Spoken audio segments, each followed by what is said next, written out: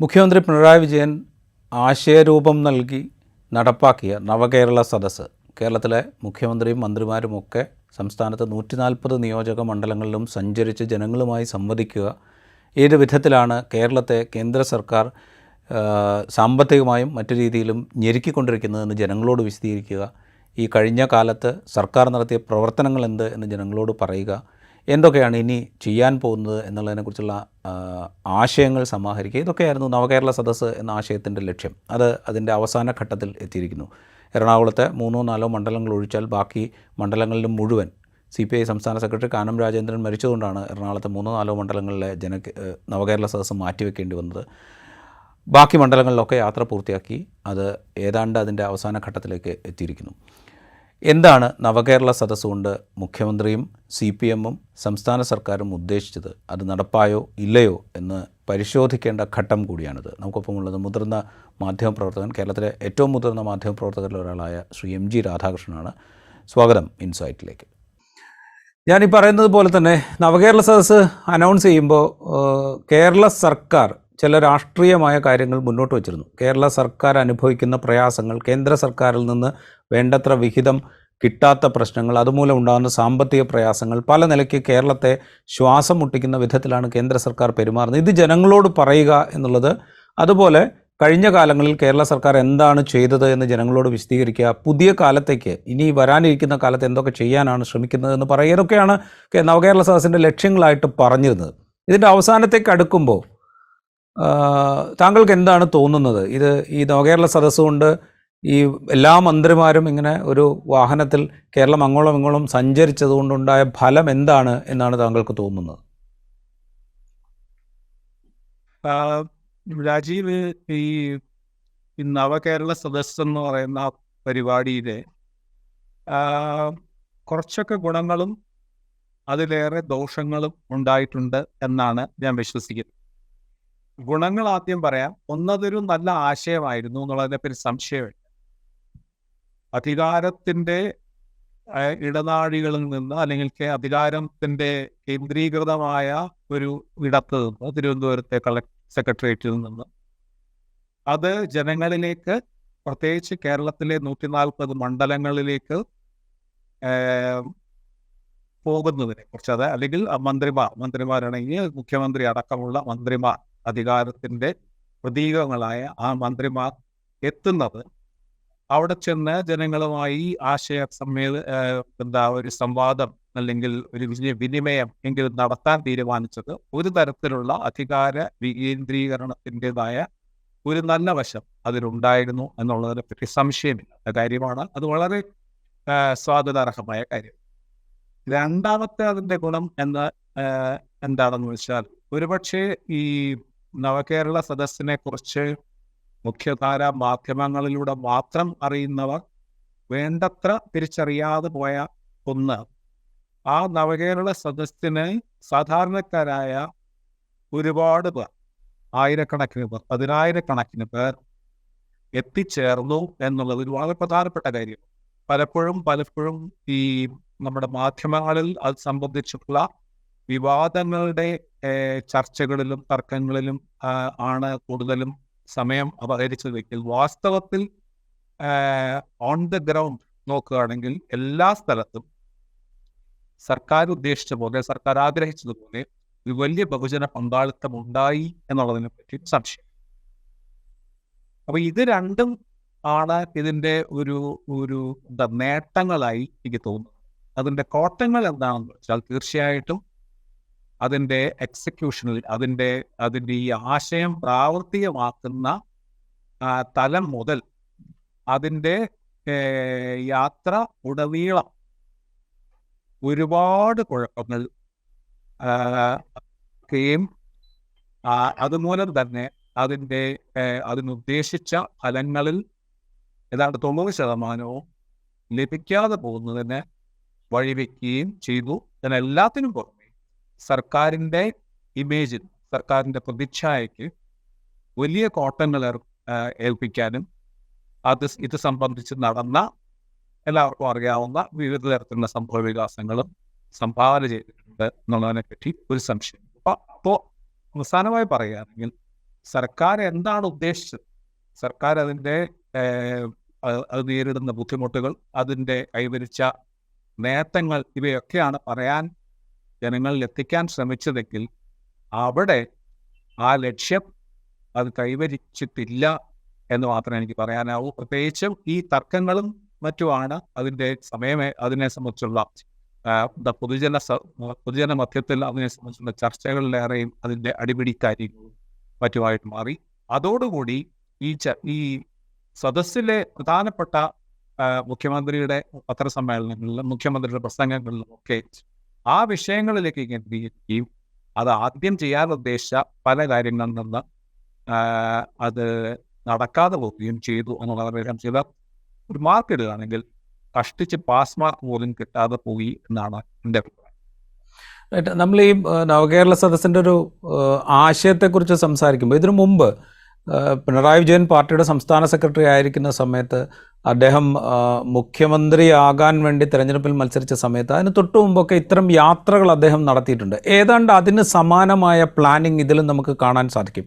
കാരണം അദ്ദേഹം രാവിലെ പൗരപ്രമുഖർ അല്ലെങ്കിൽ സ്ഥലത്തെ പ്രധാനപ്പെട്ട ആളുകൾ ഇവരുമായിട്ട് കമ്മ്യൂണിക്കേറ്റ് ചെയ്യുന്നു, അതിനുശേഷം ഒരു വാർത്താ സമ്മേളനം നടത്തുന്നു, പിന്നീട് അദ്ദേഹത്തിൻ്റെ യാത്രയിലേക്ക് കിടക്കുന്നു. ഏതാണ്ട് അതേ മട്ടിലാണ് ഈ യാത്രയും പ്ലാൻ ചെയ്തത്. അപ്പോൾ ഇത് പൊതുവിലൊരു സർക്കാർ പ്രോജക്റ്റ് അല്ല. സർക്കാർ എന്ന് പറയുമ്പോൾ അത് ഭരിക്കുന്ന പാർട്ടിയുടെ മാത്രം സർക്കാരല്ലല്ലോ, എല്ലാവരുടെയും സർക്കാരാണ്. അപ്പോൾ ഇതൊരു സർക്കാർ യാത്ര എന്നതിനപ്പുറത്ത് ഇതൊരു പൊളിറ്റിക്കൽ യാത്ര മാത്രമായി ചുരുങ്ങിപ്പോയി എന്ന് തോന്നുന്നുണ്ടോ?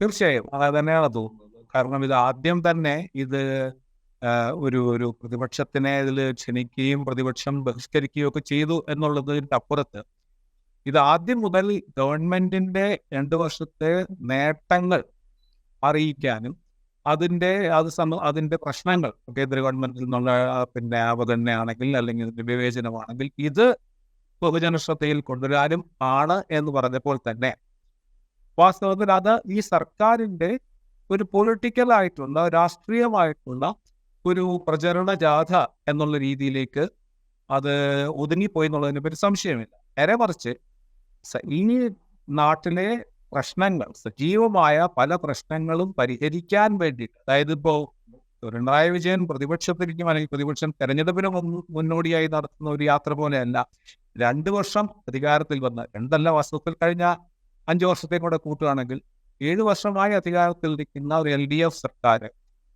ഇതിനകം ചെയ്തിരിക്കുന്ന കാര്യങ്ങളുടെ കൃത്യമായ ഒരു ഒരു അവതരണമോ അതിനപ്പുറത്ത് ഇപ്പോഴും ജനങ്ങൾ നേരിടുന്ന പ്രധാനപ്പെട്ട പ്രശ്നങ്ങളെ സജീവമായി പരിഹരിക്കാനുള്ള കൃത്യമായ ഒരു ശ്രമമോ ഒരു പദ്ധതിയോ എന്തെങ്കിലും മുന്നോട്ട് വയ്ക്കുകയാണെങ്കിൽ മാത്രമേ ജനങ്ങൾ സാധാരണക്കാർക്ക് ഇതൊന്നും അതില്ലെങ്കിൽ ഇനി ചെയ്യാൻ പോകും വളരെ പ്രധാനപ്പെട്ട ചില പദ്ധതികളെ കുറിച്ചുള്ള പ്രഖ്യാപനങ്ങളും ഒക്കെ ആയിരുന്നെങ്കിൽ നമുക്കിതൊക്കെ ന്യായീകരിക്കും. കാരണം അധികാരത്തിലിരിക്കുന്ന സർക്കാർ നടത്തുന്നതാണ്, ഇതൊരു രാഷ്ട്രീയ ജാഥയല്ല, തെരഞ്ഞെടുപ്പ് ജാഥയല്ല.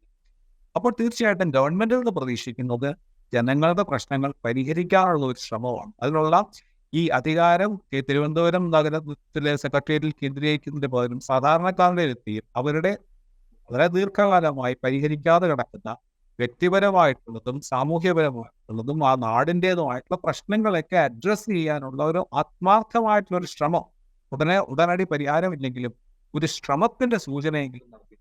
അതൊന്നും നടന്നിട്ടില്ല എന്നുള്ളതാണ് ഏറ്റവും പ്രധാനം. പ്രത്യേകിച്ച് ചില പ്രശ്നങ്ങൾ അവതരിപ്പിക്കപ്പെട്ടപ്പോൾ തന്നെ ഇത് പരാതി പറയേണ്ട സ്ഥലമല്ല, ഇതൊരു എന്നൊക്കെ പറഞ്ഞ് അതിനെ വീണ്ടും, കാരണം ജനങ്ങൾക്ക് എന്താണ് ആവശ്യം, ജനങ്ങൾക്ക് അവരുടെ ആവശ്യങ്ങൾ പരിഹരിച്ച് കിട്ടുക എന്നുള്ളതാണ് ആവശ്യം സർക്കാരിൽ നിന്ന്. അല്ലാതെ ആ സർക്കാരിന്റെ രാഷ്ട്രീയ കാര്യങ്ങളെ പറ്റി ബോധ്യപ്പെടുത്താനോ. അത് ശരി, അതിനോടൊപ്പം തന്നെ ജനങ്ങളുടെ പ്രശ്നങ്ങൾ പരിഹരിക്കാനുള്ള ഒരു ശ്രമം അവിടെ ഉണ്ടായില്ല, അല്ലെങ്കിൽ ഉണ്ടായിട്ടുണ്ടെങ്കിൽ തന്നെ വളരെ പരിമിതമായി പോയി എന്നുള്ളതാണ് എൻ്റെ. നമ്മളിത് പറയുമ്പോൾ ഈ യാത്രയുടെ ഒരു ഗുണമായി താങ്കൾ 2 കാര്യങ്ങൾ സൂചിപ്പിച്ചു. ഒന്ന്, മന്ത്രിസഭ സെക്രട്ടേറിയറ്റിൽ കേന്ദ്രീകരിക്കുന്നതിന് പകരം കാസർഗോഡ് മുതൽ സംസ്ഥാനത്ത് 140 മണ്ഡലങ്ങളിൽ നിന്ന് സഞ്ചരിക്കുന്നു. അതൊരു അധികാര വികേന്ദ്രീകരണത്തിൻ്റെ ശ്രമമായി കാണാൻ സാധിക്കും. അതുപോലെ ജനപങ്കാളിത്തം, ഇത് രണ്ടും ഇതിൻ്റെ ഗുണമായി താങ്കൾ നേരത്തെ സൂചിപ്പിച്ചിരുന്നു. ഇത് രണ്ടും ഉണ്ടായിരിക്കെ എവിടെ വെച്ചിട്ടാണ് ഈ യഥാർത്ഥ ലക്ഷ്യങ്ങളിൽ നിന്ന് ഈ നവകേരള സദസ്സ് വഴിതെറ്റിപ്പോകാൻ തുടങ്ങുന്നത്? പ്രതിപക്ഷത്തിൻ്റെ പ്രതിഷേധം, അതായത് ഈ വലിയ തോതിലുള്ള സാമ്പത്തിക പ്രയാസം അനുഭവിക്കുമ്പോൾ ഇങ്ങനെ ഒരു യാത്ര നടത്തണമോ, സർക്കാർ അധിക ചെലവ് ഉണ്ടാക്കണമോ എന്ന ചോദ്യമാണ് പ്രതിപക്ഷം പ്രധാനമായിട്ട് ഉന്നയിക്കുന്നത്. അവർ ചോദിക്കുന്നത് ക്ഷേമ പെൻഷൻ ഇതാ 4 മാസമായി മുടങ്ങിക്കിടക്കുന്നു, അത് കൊടുക്കാൻ കഴിയാത്തൊരു സർക്കാർ ഇത്രയും വലിയൊരു ധൂർത്ത് നടത്തണമോ എന്നുള്ള ചോദ്യമാണ് അവർ ഉന്നയിക്കുന്നത്. ആ ചോദ്യം ഉന്നയിച്ചുകൊണ്ടുള്ളൊരു പ്രതിഷേധത്തെ ഏത് വിധത്തിൽ നേരിടണം എന്ന കാര്യത്തിലൊരു ക്ലാരിറ്റി ഇല്ലാതെ പോയതാണോ? അവിടെ മുതലാണോ ഈ യാത്രയുടെ ഒരു ഫോക്കസ് നഷ്ടപ്പെട്ടു പോകുന്നത്? തീർച്ചയായിട്ടും. അത് മാത്രമല്ല, ഈ ആശയം പ്രാവർത്തികമാക്കാനുള്ള വഴികൾ അതായത് ഇപ്പൊ ഈ ബസ് തുടങ്ങുന്നു. ഞാൻ പറഞ്ഞത് ഒരു ഒരു ഒരു എന്തായിരുന്നു ആ ബസ്സിൽ ഒന്നിച്ച് യാത്ര ചെയ്യുന്നതിന്റെ ഒരു ഒരു ഒരു നേട്ടം, അല്ലെങ്കിൽ അതിന്റെ ഈ പരിപാടിയുടെ ഒരു പ്രത്യേകത എന്താണെന്ന് വെച്ചാൽ, അതൊരു മന്ത്രിമാരുടെ വാഹനങ്ങളൊക്കെ ഒഴിവാക്കി എല്ലാവരും ഒന്നിച്ചിരുന്ന ഒരു ബസ്സിൽ, ഒരു സാധാരണക്കാരന്റെ വാഹനത്തിൽ മന്ത്രിമാരെല്ലാം ഒന്നിച്ച് യാത്ര ചെയ്യുന്നു എന്നുള്ള ഒരു കാര്യം നൽകുന്ന ഒരു സന്ദേശം, അതായത് സാധാരണക്കാരുടെ ഇടയിൽ. പക്ഷെ അത് നേരെ മറിച്ചാണ് അതിന്റെ ഫലം ഉണ്ടായത്. ആദ്യം മുതൽ ബസ്സിന്റെ ആഡംബരത്തെക്കുറിച്ച്, ബസ്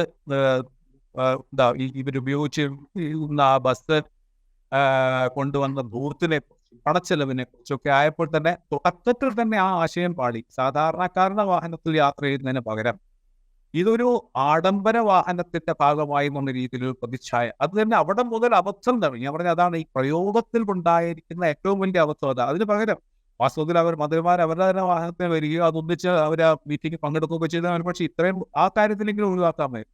അപ്പോൾ അത് ഒരു വലിയ നേട്ടമാകും എന്ന് പ്രതീക്ഷിച്ചുകൊണ്ട് നടത്തിയ ആ ശ്രമം തന്നെ പരാജയപ്പെട്ടു. രണ്ടാമത് നേരത്തെ പറഞ്ഞ പോലെ ധൂർത്ത്. കാരണം ഏറ്റവും കൂടുതൽ കേരളത്തിൽ ചർച്ച ചെയ്യപ്പെടുന്ന ഒരു വിഷയം ഗവൺമെന്റിന്റെ സൈഡിൽ നിന്നായാലും പ്രതിപക്ഷത്തിന്റെ സൈഡിൽ നിന്നായാലും വിദഗ്ധന്മാരുടെ സൈഡിൽ നിന്നായാലും സാധാരണക്കാരിൽ നിന്നായാലും മാധ്യമങ്ങളിലായാലും ഏറ്റവും പ്രധാനമായി ഇന്ന് കേരളം നേരിടുന്ന ഏറ്റവും പ്രധാനപ്പെട്ട പ്രശ്നം സാമ്പത്തിക ദുരിതമാണെന്നുള്ളതിനെ പറ്റി യാതൊരു സംശയവുമില്ല. ഈ പ്രശ്നത്തിന്റെ മൂലകാരണങ്ങളിലേക്ക് വെളിച്ചം വീശാൻ എന്നുള്ള ഒരു ഒരു ഒരു പ്രചരണത്തിന്റെ തുടർന്നാണ് ഈ പരിപാടി തന്നെ നടത്തിയത്. കാരണം കേന്ദ്രം അനുവദിക്കുന്നില്ല. പക്ഷേ ഇത് ആ ശ്രമം തന്നെ, അതായത് അപ്പോൾ അതിന്റെ ഉദ്ദേശ ലക്ഷ്യങ്ങൾ തന്നെ, അല്ലെങ്കിൽ ഉദ്ദേശ ശുദ്ധി തന്നെ ചോദ്യം ചെയ്യപ്പെടുന്നത് ഇതുമായി ബന്ധപ്പെട്ട് കണ്ട ഒരു ധൂർത്തിന്റെ ആഡംബരത്തിന്റെ സ്വഭാവമാണ്. ഈ വാഹനത്തിൽ തുടങ്ങി പിന്നെ പൗരപ്രമാണിമാർ എന്ന് വിളിക്കപ്പെട്ട വിഭാഗത്തിന്റെ വിരുന്നുകളിൽ നിന്ന് ആരംഭിക്കുന്നു. ഇതെല്ലാം ഈ ഒരാശയം പ്രാവർത്തികമാക്കുന്നതിൽ കാണിച്ച അപാരമായ ബുദ്ധിശൂന്യം ആണ് അതിന്റെ തുടക്കം. രണ്ടാമത് നേരത്തെ പറഞ്ഞതുപോലെ ഇതിനെതിരായിട്ടുണ്ടായ പ്രതിഷേധങ്ങൾ, പ്രതിപക്ഷത്തിന്റെ പ്രതിഷേധങ്ങൾ, അത് വളരെ ജനാധിപത്യ വ്യവസ്ഥയിൽ ഇതിനെതിരെ പ്രതിഷേധിക്കാൻ എല്ലാവർക്കും അധികാരമുണ്ട്, പ്രതിപക്ഷത്തിന് അതിലേറെ അധികാരം. അപ്പോൾ ആ പ്രതിപക്ഷത്തിന്റെ പ്രതിഷേധങ്ങളോട് സ്വീകരിച്ച അത്ഭുതപൂർവമായിട്ടുള്ള ഒരു ഗുണ്ടാ പ്രവർത്തനം, അതായത് പാർട്ടിക്കാരോ പോലീസുകാരിൽ നിന്നായാലും ഒരുപക്ഷെ കേരളത്തിൽ അതൊരു യാതൊരു എന്താ പറയുന്ന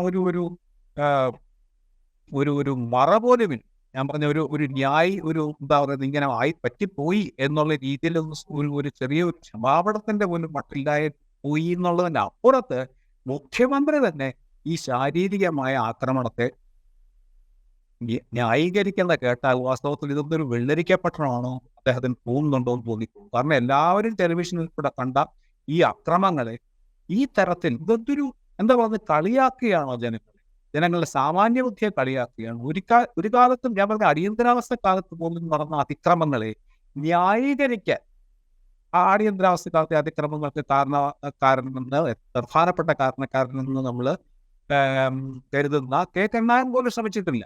അദ്ദേഹം അതിനറിയാമായിരുന്നു ഉണ്ടായിരുന്നു. അതിന് ശേഷം പോലും രാജന്റെ വധമായാലും അല്ലെങ്കിൽ മറ്റ് അതിക്രമങ്ങളായാലും അതിക്രമങ്ങൾ നടന്നുപോയി, ഞാൻ അറിയാതെ സംഭവിച്ചു പോയി എന്നുള്ളത് പറയുകയല്ലാതെ ഇതൊരു ശരിയാണെന്നുള്ള രീതിയിൽ അതൊരു പക്ഷേ കേരളത്തിന്റെയോ അല്ലെങ്കിൽ ജനാധിപത്യത്തിന്റെ ചരിത്രത്തിൽ ഇതുവരെ കണ്ടിട്ടില്ലാത്ത തരത്തിലുള്ള ന്യായീകരണം, ഇതൊരു ജീവൻ രക്ഷാ പ്രവർത്തനമാണെന്ന് മുന്നോട്ട് കൊണ്ടുപോകണമെന്ന് ഇനിയും ആവർത്തിക്കണമെന്നൊക്കെ പറയുമ്പോൾ, അതും ഭരണഘടനയിൽ നിയമവാഴ്ച ഉറപ്പുവരുത്താൻ പ്രതിജ്ഞ ചെയ്ത് അധികാരത്തിലേറിയ മുഖ്യമന്ത്രി വാസ്തവത്തിൽ അങ്ങനെയുള്ള പ്രസ്താവനകളിലൂടെ നിയമം കയ്യിലെടുക്കാൻ സ്വന്തം പാർട്ടി പ്രവർത്തകരെ പ്രേരിപ്പിക്കുന്ന തരത്തിലായിപ്പോയി ആരെങ്കിലും പറഞ്ഞാൽ കുറ്റപ്പെടുത്തുക. ഇത് വാസ്തവത്തിൽ കേരളത്തിൽ ഞാൻ പറയുന്നത്, ഇതിനു മുമ്പ് ഒരുപാട് സ്റ്റേറ്റ് വയലൻസ് നമ്മൾ കണ്ടിട്ടുണ്ട്, പല രാജ്യങ്ങളിലും പല സ്ഥലങ്ങളിലും നടന്നിട്ടുണ്ട്, കേരളത്തിൽ കണ്ടിട്ടുണ്ട്. പക്ഷേ ജനാധിപത്യത്തിന് മുമ്പ്, ജനാധിപത്യത്തിന് ശേഷവും നടന്നു. പക്ഷെ ജനാധിപത്യത്തിന് ശേഷം നടക്കുന്നൊരു വ്യത്യാസം, അധികാരികൾ ആ സ്റ്റേറ്റിന്റെ വയലൻസിനെയോ അല്ലെങ്കിൽ അവരുടെ സ്വന്തം കക്ഷികളിൽ നിന്നുണ്ടാകുന്ന അക്രമങ്ങളെയോ ന്യായീകരിക്കാൻ ആരും ചങ്കൂറ്റം കാണിച്ചിട്ടില്ല. ആ തരത്തിലുള്ള ന്യായീകരണം വാസ്തവത്തിൽ കേരളത്തിന്റെ ചരിത്രത്തിലെ ഒരു ഏറ്റവും കറുത്ത അധ്യായമായിട്ട് ഉള്ളതിന്റെ ഒരു സംശയവുമില്ല.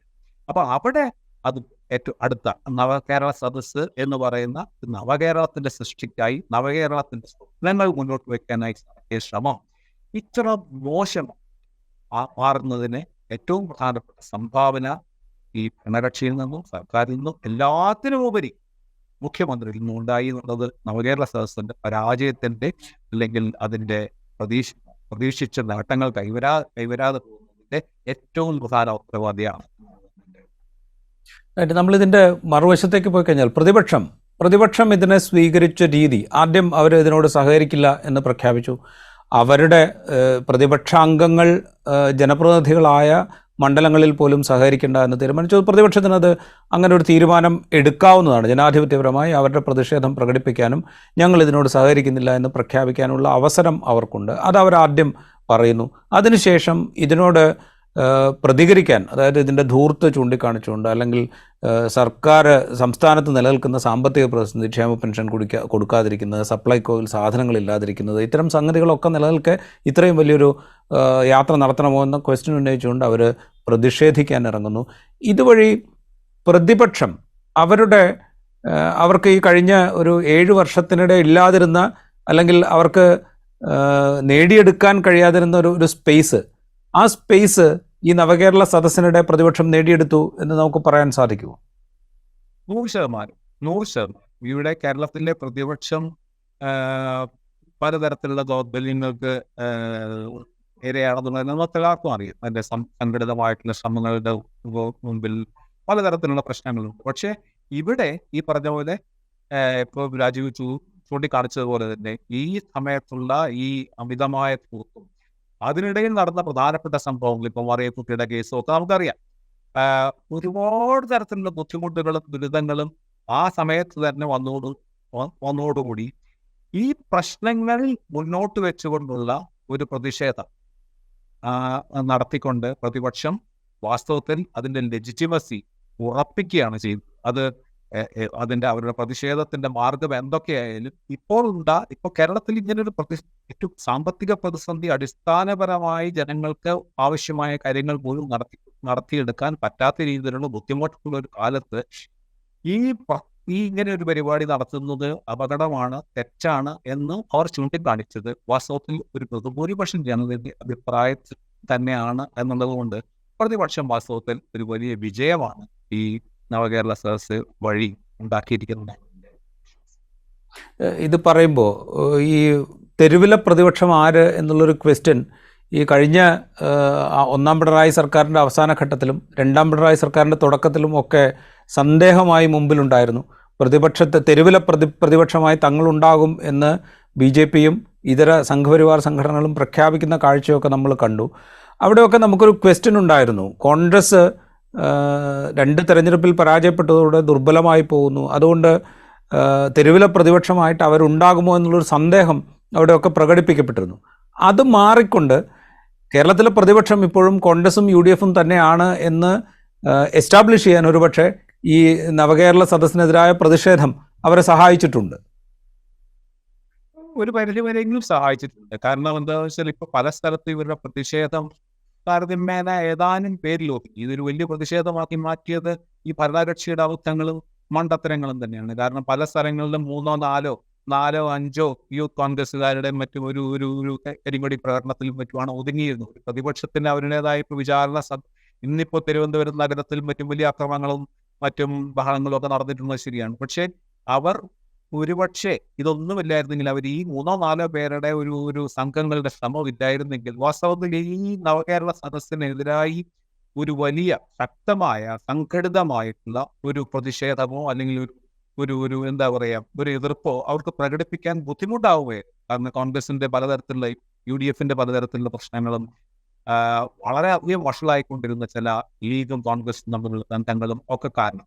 പക്ഷെ അതിനെയെല്ലാം ഈ പറഞ്ഞ പോലെ ഈ സർക്കാരിന്റെ അല്ലെങ്കിൽ ഈ CPMന്റെ മുഖ്യമന്ത്രിയുടെ നേതൃത്വത്തിലുണ്ടായ അതിന് ന്യായീകരണങ്ങളും അതിൻ്റെ അടിപിടിയും എല്ലാം കാരണം ഈ ചെറിയ പരിമിതമായിട്ടുള്ള പ്രതിപക്ഷത്തിന്റെ പ്രതിഷേധത്തിന് ഒരു വലിയ ഒരു ഇമേജ്, ഒരു എന്താ പറയുക, ഒരു ലാർജർ ദാൻ ലൈഫ് എന്ന് നമ്മൾ പറയുന്ന പോലെ അതിന് യഥാർത്ഥത്തിൽ ഉണ്ടായിരിക്കുന്ന ഒരു ഇമ്പാക്റ്റിനെക്കാട്ടിലും വളരെ വലിയ പല മടങ്ങ് വർദ്ധിപ്പിക്കാനുള്ള ഒരു വഴി ഉണ്ടാക്കി എന്നുള്ളത്. അതുതന്നെ സ്വാഭാവികമായിട്ടും ഈ പ്രതിപക്ഷത്തിന്റെ തമ്മിലുള്ള പ്രശ്നങ്ങളും നേതൃത്വത്തിലുണ്ടായ പ്രശ്നങ്ങളും യൂത്ത് കോൺഗ്രസ് തെരഞ്ഞെടുപ്പ് സംബന്ധിച്ചുണ്ടായ പ്രശ്നങ്ങളും എല്ലാം തൽക്കാലത്തെങ്കിലും അവർക്ക് മറികടക്കാൻ കഴിഞ്ഞു. അങ്ങനെ അവർ അവരുടെ പ്രതിപക്ഷത്തിന്റെ സ്പേസ് പറഞ്ഞ പോലെ ഉറപ്പിച്ചു.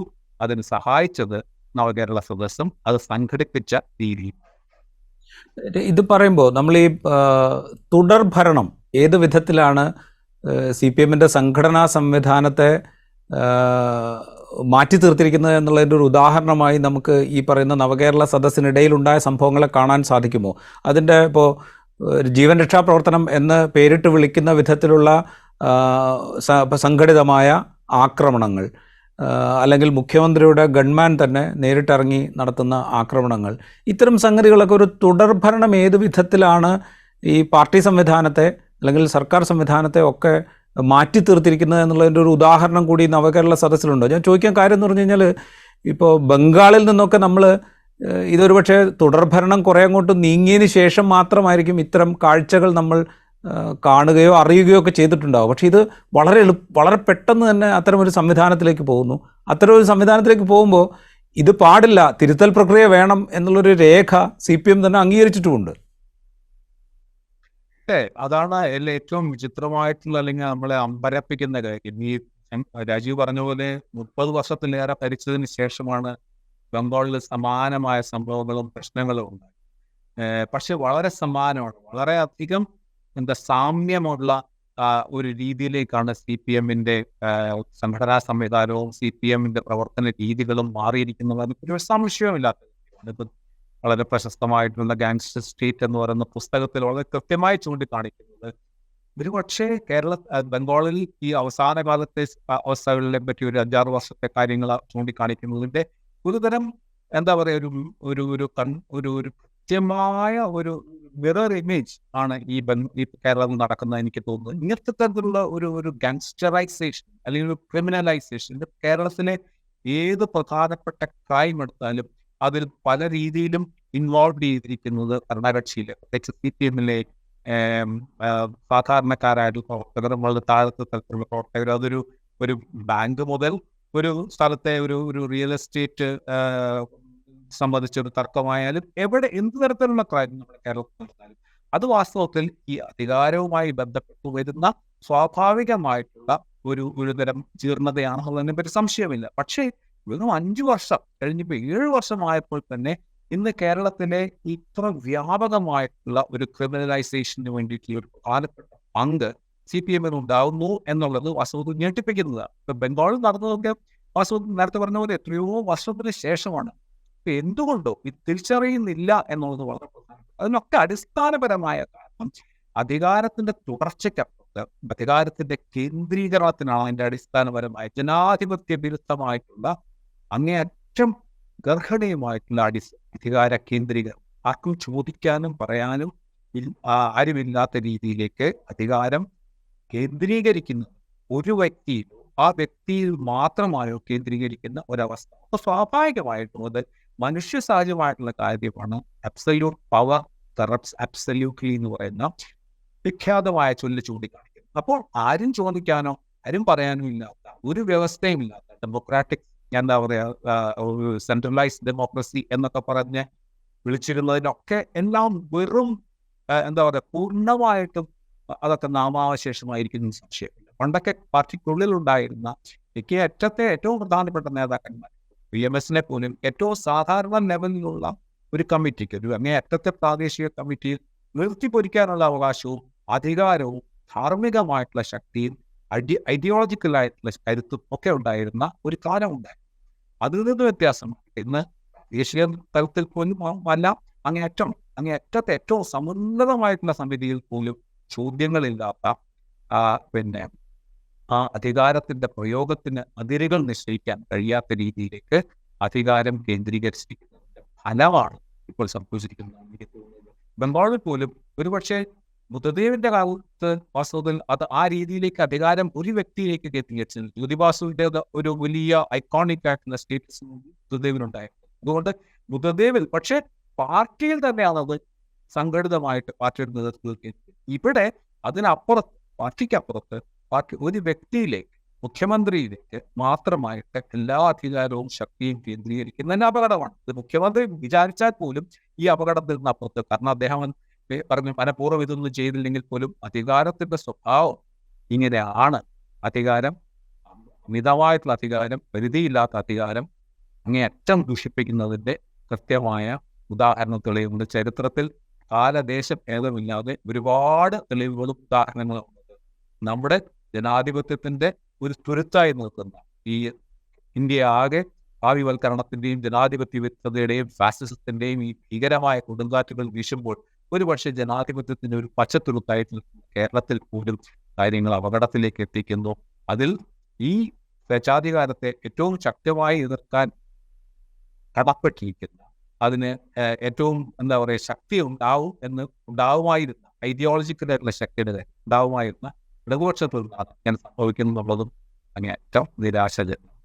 ഞാൻ അവസാനം ഒരു കാര്യം കൂടി ചോദിച്ചോളട്ടെ. ഇപ്പോൾ ഈ നമ്മൾ നേരത്തെ പറഞ്ഞ, താങ്കളിപ്പോൾ നേരത്തെ സൂചിപ്പിച്ച EMS ആണെങ്കിലും AKG ആണെങ്കിലും EK നായനാരാണെങ്കിലും അങ്ങനെയുള്ള ഒരുപാട് നേതാക്കൾ, ചടയൻ ഗോവിന്ദൻ, അങ്ങനെ ഒരുപാട് നേതാക്കൾ, CH കണാരൻ, അങ്ങനെ ഒരുപാട് നേതാക്കൾ, ഇവരുമായി ഒരുപക്ഷെ നമുക്ക് പുതിയ നേതാക്കളെ താരതമ്യം ചെയ്യുക സാധ്യമല്ല. കാരണം കാലം മാറിയിരിക്കുന്നു, സൗകര്യങ്ങൾ മാറിയിരിക്കുന്നു, അവർ കൈകാര്യം ചെയ്യുന്ന വിഷയങ്ങൾ മാറിയിരിക്കുന്നു, പുതിയ ആശയങ്ങൾ ഉൾക്കൊള്ളാൻ അവർ തയ്യാറാകേണ്ടിയിരിക്കുന്നു, പുതിയ കാലത്തിനനുസരിച്ചുള്ള വികസന പദ്ധതികളെക്കുറിച്ച് അവർ ചിന്തിക്കേണ്ടിയിരിക്കുന്നു. ഇതൊക്കെ ഉണ്ട്. പക്ഷേ എങ്കിൽ പോലും ഈ നേതാക്കൾക്കും ഇപ്പോഴും ജനങ്ങളുമായിട്ടുള്ള ബന്ധം തീർത്തും ഇല്ലാതായിട്ടുണ്ട് എന്ന് കരുതാനാവില്ല. അത് ഇപ്പോഴത്തെ പാർട്ടി സംസ്ഥാന സെക്രട്ടറി MV ഗോവിന്ദനാണെങ്കിലും മുഖ്യമന്ത്രി പിണറായി വിജയനാണെങ്കിലും മറ്റ് സ്റ്റേറ്റ് ലെവലിലുള്ള ലീഡേഴ്സ് ആണെങ്കിലും ഇവർക്കൊക്കെ ജനങ്ങളുമായിട്ടുള്ള ബന്ധം ഇപ്പോഴും ഉണ്ട് എന്ന് നമുക്ക് നിസ്സംശയം പറയാം. അത് പ്രതിപക്ഷത്തുള്ള നേതാക്കളെ സംബന്ധിച്ചും അങ്ങനെ തന്നെയാണ്, അതിൽ തർക്കമില്ല. അപ്പോൾ ഈ ബന്ധം നിലനിൽക്കെ ഈ ബന്ധം കുറേക്കൂടെ ഊട്ടിയുറപ്പിക്കണം എന്ന ആഗ്രഹത്തോടു കൂടി ഒരു നവകേരള സദസ്സിന് പുറപ്പെടുമ്പോൾ ഈ അപകടം, അതായത് അധികാരമുണ്ടാക്കുന്ന അപകടം, അത് തിരിച്ചറിയപ്പെടാതെ പോകുന്നുണ്ടോ? ഈ ലീഡർഷിപ്പും, ഞാൻ പറയുന്നത് ഗവൺമെൻറ് ലീഡർഷിപ്പ് മാത്രമല്ല, ഈ പാർട്ടി ലീഡർഷിപ്പും അത് തിരിച്ചറിയപ്പെടാതെ പോകുന്നു എന്നാണോ? അതാണ് വളരെ വിചിത്രമായിട്ടുള്ള കാര്യമാണ്. എന്തുകൊണ്ടാണ് ഈ രീതിയിലേക്ക് ഈ സംഘടനകൾ ദുർബലമായതും ഒരു വ്യക്തിയിലേക്ക് മാത്രം കാര്യങ്ങൾ കേന്ദ്രീകരിച്ചത് നിങ്ങൾക്ക് മനസ്സിലാവുന്നില്ല. അത് എന്തുകൊണ്ടോ അതൊരു സംഘടനയിൽ, അല്ലെങ്കിൽ ഒരു സംഘടന എന്ന് പറഞ്ഞാൽ അത് എത്രയോ കാലത്തിന്റെ ചരിത്രവും പാരമ്പര്യവും അതിൻ്റെതായ ജൈവപരമായിട്ടുള്ള അതിന്റെ സ്വഭാവങ്ങളും ഒക്കെ ഉൾച്ചേർന്നത്. അങ്ങനെ ഒരു സംഘടന എങ്ങനെയാണ് ഇത്ര വളരെ വേഗം ഈ ഒരു അമിതാധികാരത്തിന്റെ കീഴിലേക്ക് അടിപ്പെടുന്നതെന്ന് മനസ്സിലാവുന്നത്? ഇപ്പൊ നമ്മളിപ്പം സോവിയറ്റ് യൂണിയനിലെയും ചൈനയിലെയും കൊറിയയിലെയും ഒക്കെ കാര്യം പറയുകയാണെങ്കിൽ അത് എത്രയോ കാലങ്ങളായിട്ടുണ്ടായിരിക്കുന്ന ഒരു അധികാര കേന്ദ്രീകരണത്തിൻ്റെതായ എല്ലാ വ്യവസ്ഥകളെയും അതിന്റെ കീഴിൽപ്പെടുത്തിക്കൊണ്ടുവന്ന ഇതങ്ങനെയല്ല. ഇതൊരു 5 വർഷം മുമ്പ് അല്ലെങ്കിൽ 7 വർഷം മുമ്പ് സാധാരണ പ്രതിപക്ഷമായി നിന്ന ഒരു പാർട്ടി, ആ പ്രതിപക്ഷത്തിന്റെ നേതാവായിരുന്ന അല്ലെങ്കിൽ പ്രതിപക്ഷ നേതൃത്വത്തിലുണ്ടായിരുന്ന ഒരു വ്യക്തി ഒക്കെ എങ്ങനെയാണ് ഈ 7 വർഷം കൊണ്ട് ഒരു സംഘടനയെ, ഇത്രയും അധികം പാരമ്പര്യമുള്ള ഒരു ജനാധിപത്യപരമായ പ്രവർത്തനത്തിന്റെ വലിയ പാരമ്പര്യമുള്ള ഒരു സംഘടനയിൽ എങ്ങനെയാണ് ഈ അധികാരം കേന്ദ്രീകരിക്കപ്പെട്ടിരിക്കുന്നത് അല്ലെങ്കിൽ വിട്ടുപോയത് എന്നുള്ളത് എങ്ങനെയാണ് എന്ന് മനസ്സിലാവുന്നില്ല എന്നുള്ളത് ഞാൻ തുറന്നു പറയുക. എങ്ങനെയാണ്? പക്ഷെ യാഥാർത്ഥ്യം അതാണ്. എന്തുകൊണ്ടാണ് അങ്ങനെ സംഭവിച്ചിരിക്കുന്നത് എന്നുള്ളത് വിശദീകരിക്കേണ്ടത് ഒരു പക്ഷേ സാമൂഹിക ശാസ്ത്രന്മാർക്ക് പറ്റിയേക്കും മനസ്സിലാവില്ല. അപ്പൊ ജനങ്ങളുടെ ബന്ധം, നേരത്തെ രാജീവ് പറഞ്ഞ പോലെ ഇവർക്കൊക്കെ ജനങ്ങളുമായിട്ടുള്ള ബന്ധം വളരെ ശക്തമാണ്. ഒരുപക്ഷെ സമീപകാലത്ത് മലയാള മനോരമ പോലെ ഒരു പത്രം നടത്തിയ സർവേയിൽ പോലും ഈ എന്താ പറയുക അധികാര ആന്റി ഇൻകംബൻസി ഉണ്ടെന്ന് കരുതപ്പെട്ടിരിക്കുന്ന ഒരു ഭരണവിരുദ്ധ വിരുദ്ധ വികാരം ഉണ്ടെന്ന് കരുതപ്പെടുന്ന ഒരു സമയത്തെ സർവേയിൽ പോലും 27% നേടി മുഖ്യമന്ത്രി സ്ഥാനത്ത് ഏറ്റവും പോപ്പുലർ ആയിട്ടുള്ള കാൻഡിഡേറ്റ് പിണറായി വിജയനാണ്. വളരെ പിന്നിലാണ് ബാക്കിയുള്ളത് ഈ സർക്കാർ. അപ്പോൾ എന്തുകൊണ്ടാണ് സംഭവിക്കുന്നത് മനസ്സിലാകുന്നില്ല. ഇങ്ങനെയുള്ള ഒരു കേരളീയ സമൂഹത്തിൽ തന്നെയാണോ, സംഘടനയുടെ ശരീരത്തിലാണോ, സമൂഹത്തിന്റെ ശരീരത്തിലാണോ ഈ പുതിയ തരത്തിലുള്ള ഒരു ശക്തനായ നേതാവ്? കോവിഡ് കാലത്ത് ഇതെല്ലാം വളരെ നമുക്ക് വളരെ നല്ല കാര്യമായിട്ട് നമ്മൾ കരുതി. ഒരു പവർഫുൾ ചീഫ് എക്സിക്യൂട്ടീവ് ആയിട്ട്, അല്ലെങ്കിൽ ഒരു പവർഫുൾ. പക്ഷേ ഇപ്പോൾ വീണ്ടും ജനങ്ങൾ മുഴുവൻ ഇങ്ങനെ ഒരു ശക്തമായ അധികാരിയെ തേടുന്ന ഒരു കാലമായതുകൊണ്ടാണ് എന്താണെന്ന് മനസ്സിലാവുന്നില്ല. അധികാരം കേന്ദ്രീകരിച്ചിരിക്കുന്നു. ആ കേന്ദ്രീകരണം വളരെ വേഗം സംഭവിച്ചിരിക്കുന്നു. അത് സംഭവിക്കുന്നതാണ് കേരളത്തിന്റെ ഏറ്റവും വലിയ ദുരന്തം. ഒരു പക്ഷേ CPM-ന്റെ ഏറ്റവും വലിയ ദുരന്തം എന്നതിനെ പറ്റി എനിക്ക് സംശയം. റൈറ്റ്, വളരെയധികം നന്ദി സാർ ഞങ്ങളോട് ഈ ഘട്ടത്തിൽ സഹകരിച്ചതിന്. ഇൻസൈറ്റിൻ്റെ എപ്പിസോഡുകൾ പൂർണ്ണമാകുന്നു. മറ്റു എപ്പിസോഡുമായി വീണ്ടും കാണാം.